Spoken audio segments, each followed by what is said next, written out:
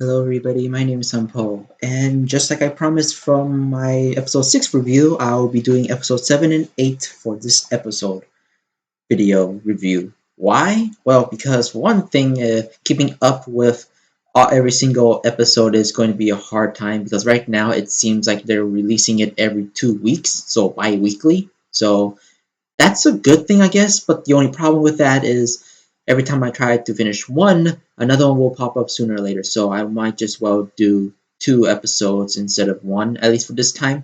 And if basically everything goes well, I might continue on with episode 9, unless, of course, they would go back to the original timeline. Anyways, both of these 2 video reviews are going to be very quick, so let's get to it. Okay, so starting with episode 7. This is right now 7, as you can see on the video right here. I'll play the clip, and basically we have, Ruby, Yang, Blake, and Jean together actually at the beginning of this episode. Now, you might be questioning why right about now. Well, to be honest, I don't know why right now because the previous episode we kind of got a hint that they would do it, but there was no transition for it. At least in episode 6, as far as I can remember.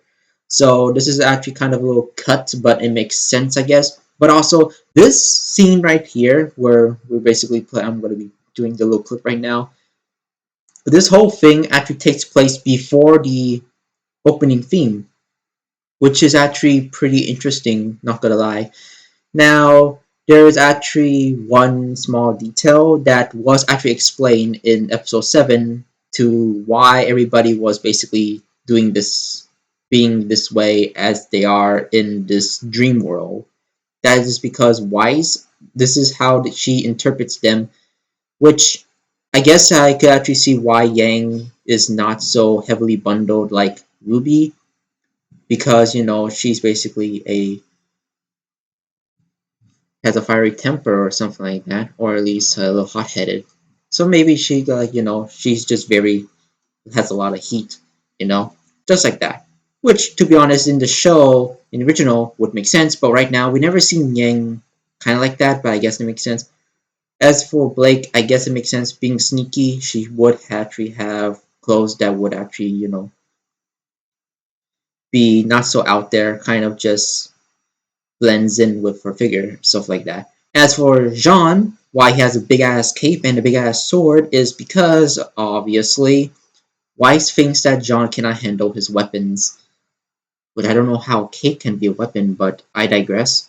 It's actually a nice little detail, and that actually does kind of explain why every character that is not originally from Weiss's dream realm is actually like this right now. But that also begs the question, is there actually like the dream versions of these characters in Weiss's dream world?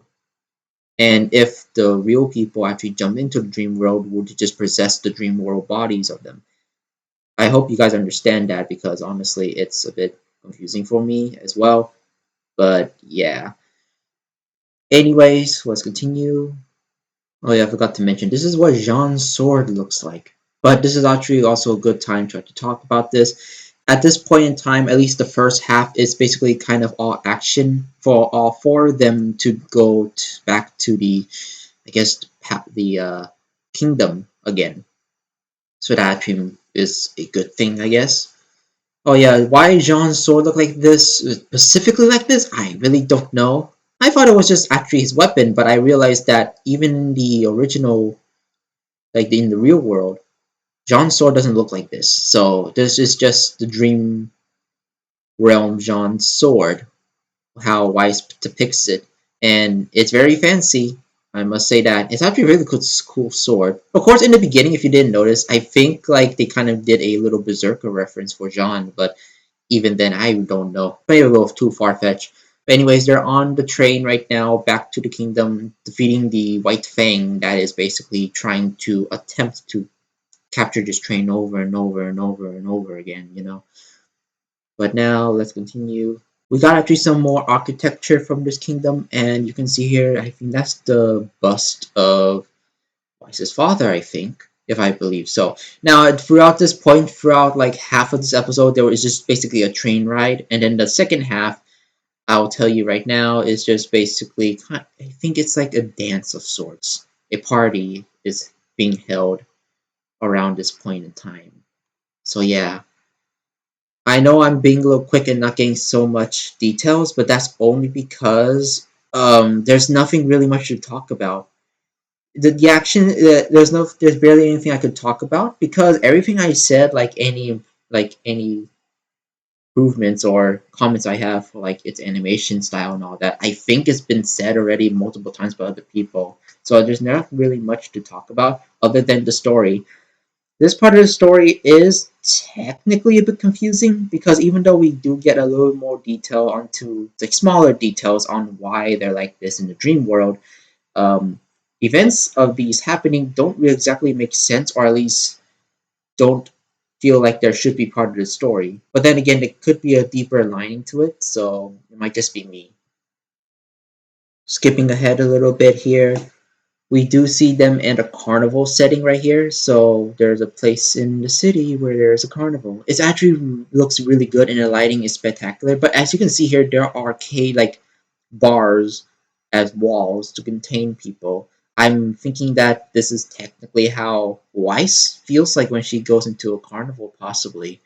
I don't know if that's exactly the case, but I feel like this kind of symbolizes on how Weiss feels at places like these. I don't know.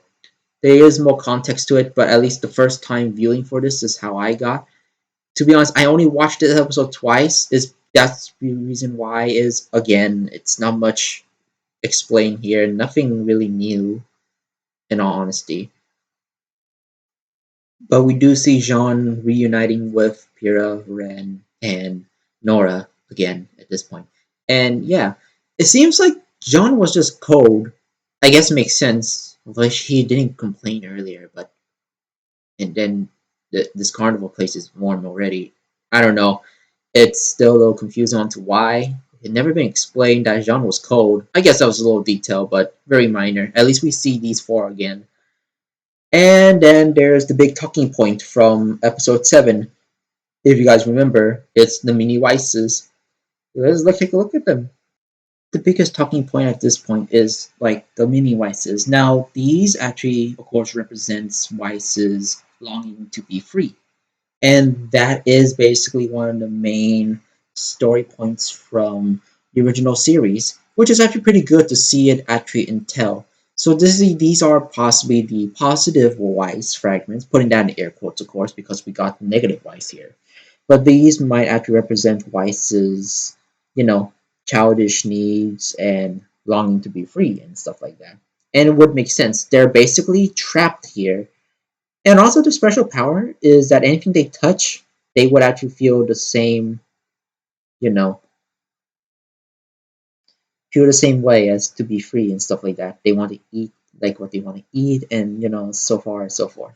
It's really cute to see these mini Weisses. They're really cute, but there's no problem with this. It actually fits well with the story, at least right now. But I don't understand why it took this long, at least half, because you can actually see that this is the mirror that they're trying to pull.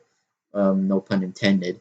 But then again, I guess this actually makes sense. I actually really like this scene. It's really cute and actually has a lot of symbolism and stuff like that. Further into the episode, we actually see the team actually trying to free these Weisses from their prison and stuff like that. And I think that's where the episode kind of just leaves off. So yeah, we have a fight scene to free the mini Weisses, and that's about it. Well, on to episode 8. Okay, so we're on to episode 8. Now, I forgot to tell you guys from episode 6. No, it's episode 7, I mean. Well, the mini Weisses got out of control, and they turned giant Weisses now.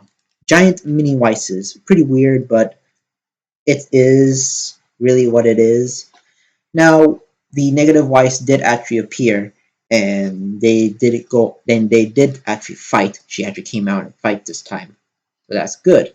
More fighting scenes, please. I kind of like those, and we're kind of like running out of like I feel a little tired of these like mini fights that actually happens, which is actually pretty nice, but like I want kind of one more high scale action, which to be honest, that's what the original series kind of mastered, at least a little bit at the time. But I'm just only referencing from 1 to 3, of course, from this point. But either way, the giant mini Weisses are destroying the whole place. They kind of got a little too corrupted. Let's just say about that. Seems like Weiss has summoned a giant thing. I still don't know what it is. I feel like it was explained already in the episode, but to be honest, I mean it's cool. It's just kind of weird. What is it called again? Let me see. So apparently this big statue might be Big Nicholas. Who knows? But yeah, this is actually a giant statue to put on judgment for these fools, as Weiss said. And yeah, it's just a lot. It's just a lot of stuff happening. I guess it makes sense since because last time wasn't so much action, but now we're getting a bit more action here. But again, there's not really that much to talk about because, well, for now it's not much to talk about. Let's continue on. Also, apparently, why the dad statue came to life and now is trying to liberate every single one of these freedom fighters, I would like to say. Also, did I also mention that this is actually 5 minutes before the actual intro? And they're extending a lot of this. I don't. I think the longest time I ever saw the anime start before its introduction was like 3 minutes. This is 5 minutes. Jesus. Okay, it's good, but why is it just 5 minutes of this and not the introduction yet? I really don't know, but I'm not complaining. So apparently, I know you don't see this right now, but apparently the bat is basically Weiss's brother. Took me very long to notice, but it is basically true. And it makes sense. I mean, the brother has always been baddie, so it makes sense to the bat. Also, if you're wondering what happened to everybody else, they're basically fighting right now. Weiss is trying to also liberate everybody else to be pure, quote unquote, and basically capture most of his friends, of course.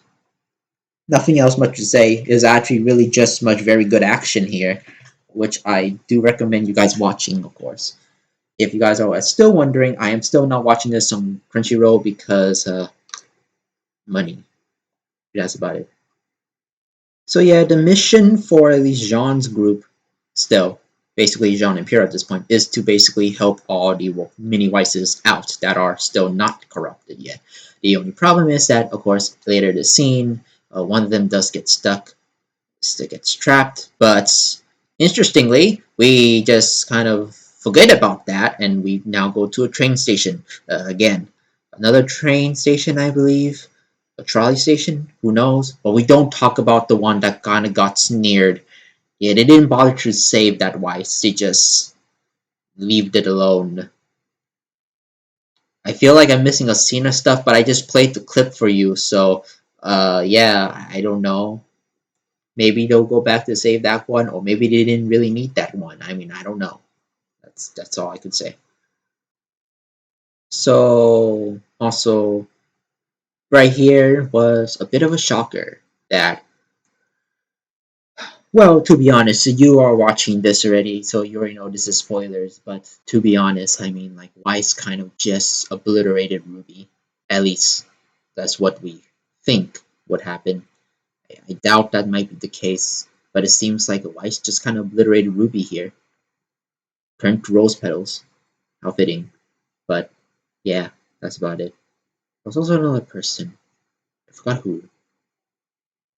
But yeah. But of course, that's not the case. Ruby is still alive. But in all honesty, they're actually on the train. They're actually talking about basically the feelings right now. The recap on what happened and stuff, emotional scene. I know I sound a little bit too like I know I don't sound like I care, but to be honest, it is a thing in storytelling that this could happen. Cliche, yes, but it's still a thing. So right about this point, I believe they're trying to regroup and well, yeah, trying to regroup and get back to the others, which is basically at this point, Blake and Yang. They're still out there. So yeah, and then we get to this point where Blake and Yang are basically now kind of outside Weiss's mind. So this is basically Weiss's uh, central for brain stuff. I would say, oh, central brain stuff, central dream space, middle of the dream stuff like that. I don't know. I would say brain, but like that's not really the case. But this is basically the structure to basically Weiss's mind, the main place, which controls basically everything. After this, I think that's about it. I don't know. Yeah, after this, we got some more talk about that. We do actually, you can see from the little screen right here that they do most of these just do wake up a little bit. They do wake up. Everything seems to be resolved, but is it really? So at this point, Weiss did get back to normal. She did wake up finally. We still don't know how Weiss kind of got to sleep in the first place, but maybe that's all. That's basically it. For right now, it seems like throughout that whole conversation, that whole conflict there from the kind of like the last few minutes of the episode for this one, it seems like there was a talk already. If you guys didn't know, but I am only doing this for you guys just so as a little summary. Ruby did talk to Weiss before she kind of got poofed, but yeah, and it seems like negative Weiss actually kind of got to understanding, and that's about it. Knowing the meaning of true sleep. However, this doesn't seem like a very truly solved thing. Weiss did actually see a new light in Ruby and the others now. However, the conflict inside Weiss's mind is still not resolved just yet. I do believe that this is the case because of everything that's kind of just went down there. There's still order and all that stuff. And I do feel like Weiss still wants to basically prove that she does matter to the family name and stuff like that. Do I think that we're going to go back to this storyline? I do believe we're going to go back to the storyline sometime in the future. But for right now, this is basically it. This is basically it for the arc. But of course, I lied. I kind of had to lie. Sorry for you guys, but I just kind of want to lie there. I do already know what just happened because, of course, I did watch it. But I just want to put that out because, just to think you guys I'm stupid or something. But either way, yeah, that's not exactly the case because it looks like Ruby is still stuck in a dream within a dream. It looks like the storyline is going to be continuing. And this is basically where we left off the video, the episode, until episode 9, basically. We kind of ended with cute little dolls on the ground. They all look cute. I wonder will Crunchyroll put these as plushies? I don't know. They all look cute.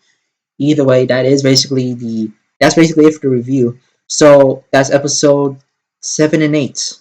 7 was basically just a transition phase, while episode 8 was basically an episode where there was more action, and then we have some closure, to say the least. We do have some closure, so Weiss's storyline is technically finished, but not really, because the situation on Weiss trying to go past the family name is still not complete yet. And we can already tell from the last dialogue that was, you know, last dialogue that was exchanged from Weiss, the father from the ceiling, and Kine. Now, Ruby is basically stuck. A dream within a dream. How? There's no explanation. Hopefully, episode 9 they'll explain. But yeah, we kind of finished the storyline for Weiss for now. I do believe that hopefully they'll continue with this.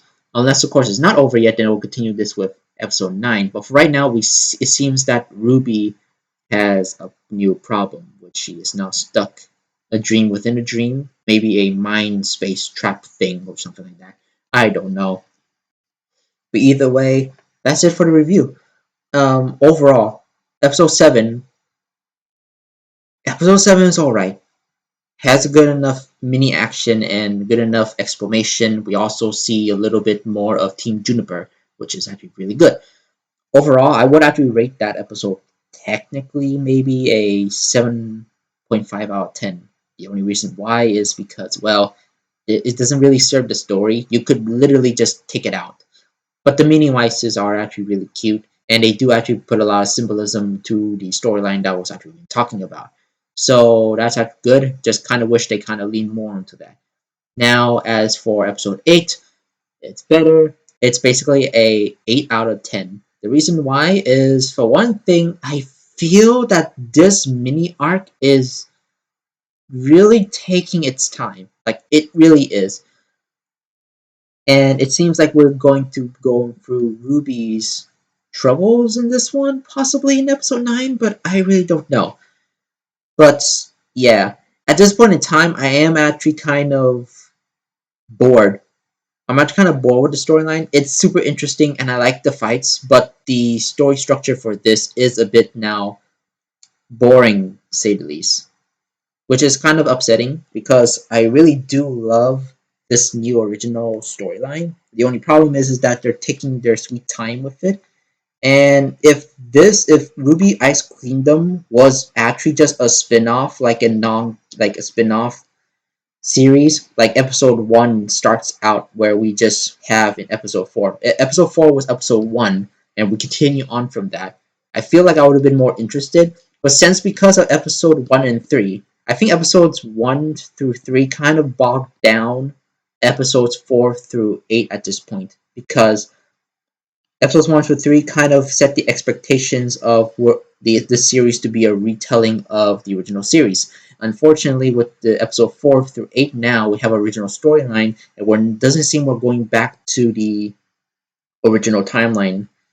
I kind of wish that Ice Queendom was now an actual base story, because episodes 1 through 3 kind of boggles down the rest of the story and kind of makes this wanting to see how the anime readapts with the original series. I'm now just waiting for that. I am now feeling I want to wait for that instead of actually following the original series. I do feel like they're pushing this on for too long. But will they actually change this in episode 9? Who knows? I am still thinking that, or I never said this to you guys from my previous review, but I always thought that maybe this storyline will end in episode 10. If this storyline does not end in episode 10, then they are really taking their sweet time right now. Maybe they're still thinking of what to do with the original timeline, or maybe they just want to do this. If they're originally wanting to do this and continue the storyline beyond episode 10, I do believe that this would have been made better if episodes 1 through 3 never existed, basically. But that's just me. Overall, I still do like these two episodes, just I'm kind of bored right now of actually watching this series, at least this original content. I guess my expectations were a bit in the wrong side. I know I asked for original story, and while I did get it, and it is still really good, even if it's like confusing, the only problem is it is dragging out for too long, and I do really want to see how the anime readapts with the original story at this point. Now, I do already know that I never actually would talk about doing those episode reviews for that, for the re-adaptation if anything is different. But at this point, I don't know. Either way, again, I know I just repeated this again, but like, thank you for basically watching this review. I'll be doing episodes 9 and 10, and hopefully those two in the future will end the series off, at least end the series of this storyline, and hopefully we can get back to the original. Excuse me, yes, the original storyline. Hopefully, the original timeline. Don't know exactly, but yeah, that's about it. I'm actually freaking. I'm me myself. I'm actually getting a little tired right now talking about this. So I'll see you guys next time. And depending on episodes 9 and 10, episodes 9 and 10 do not at does not I repeat, if episodes 9 and 10, or basically until episode 10, if episode 10 does not actually end the storyline, I might actually just hold off the review until this arc finishes. I will call this the Weiss Dream arc, I guess, or the Dream arc. Who knows? I'm Sampo, and I'll catch you guys later. And I know I said it's supposed to be short, but I mean, like, goddamn, there's at least episode 8 has more stuff to talk about. Episode 7 doesn't really. I don't know. I guess that's just me.